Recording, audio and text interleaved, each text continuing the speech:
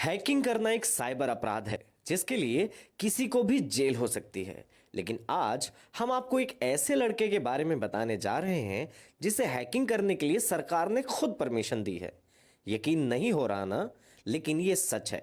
तो चलिए जानते हैं कौन है वो लड़का जिसके हैकिंग टैलेंट की सरकार भी मुरीद है और उसकी मदद भी लेती है। देश के बड़े बड़े साइबर सिक्योरिटी वाले मामले में इस लड़के की मदद ली जाती है। यह हैकर भारत सरकार को, कानून व्यवस्था स्थापित करने वाली संस्थाओं को और बड़ी निजी संस्थाओं को उनके डेटा और वेबसाइट के लिए गाइड करता है।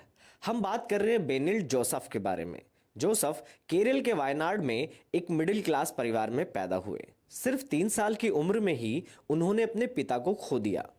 पिता के जाने के बाद जोसेफ का ख्याल रखने वाला कोई नहीं था, क्योंकि उनकी मां सरकारी नौकरी वाली महिला थी। उनके पास भी कोई ऑप्शन नहीं था, इसीलिए वो जोसेफ को अपने साथ ऑफिस ले जाया करती थी। ऑफिस में जोसेफ शोर मचाते थे और उनकी मां नहीं चाहती थी कि उनके बेटे की वजह से ऑफिस का माहौल खराब हो। इसीलिए उन्होंने कड़ा फैसला लिया।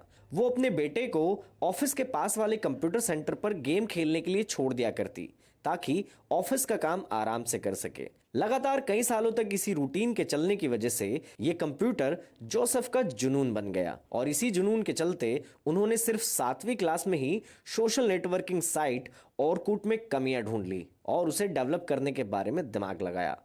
उन्हें टेक्नोलॉजी से इतना प्यार हो चुका था कि 9वीं क्लास में ही उन्होंने अपना खुद का सोशल नेटवर्किंग साइट बेंचकुट बना लिया था। सिर्फ 14 साल की उम्र में उन्होंने अपना नाम लिम्का बुक ऑफ रिकॉर्ड्स में दर्ज करा लिया। इसी वजह से उनका नाम इंटरनेशनल लेवल पर मशहूर हो गया। फिर उन्हें हैकिंग का शौक लगा, इसीलिए हैकिंग की बारीकियां सीखने के लिए वो अपने घर से 100 किलोमीटर दूर कालीकट जाया करते थे, ताकि वो अपने दोस्त की आईडी हैक कर सकें।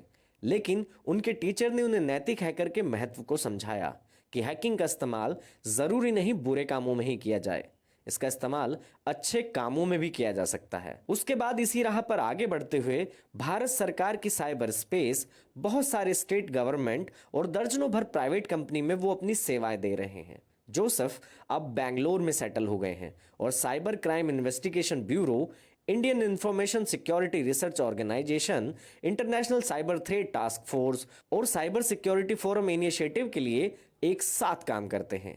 जोसेफ किसी को नहीं बताते कि वो हैकर हैं, वरना लोग गलत समझ लेते हैं। वो खुद को एक साइबर सिक्योरिटी एक्सपर्ट ही बताते हैं। जोसेफ ने अपने कंप्यूटर के जुनून को आगे बढ़ाया और आज ये मुकाम हासिल किया। इसके अलावा वो एक स्पीकर भी हैं। वो आईआईटी और दूसरी बड़ी यूनिवर्सिटी में जाकर युवाओं को प्रेरित भी करते हैं। जोसेफ का सपना है कि वो सारे सिक्योरिटी एक्सपर्ट को एक प्लेटफॉर्म पर लाकर देश के ई फाइबर को मजबूत कर दें, ताकि कोई उसे हैक न कर पाए। वो चाहते तो अपने हुनर का इस्तेमाल शॉर्टकट तरीके से पैसा कमाने के लिए भी कर सकते थे, लेकिन उन्होंने गलत रास्ता चुनने के बजाय एक सही रास्ता चुना, जिससे वो लोगों की मदद आसानी से कर पाते हैं। उन्होंने अपने जुनून को देश की सुरक्षा के लिए इस्तेमाल किया, ना कि खुद के फायदे के लिए। वो भारत की सुरक्षा एजेंसी की मदद करते हैं ताकि कानून व्यवस्था बनी रहे। आपको जोसेफ के बारे में जानकर कैसा लगा, हमें कमेंट में जरूर बताएं।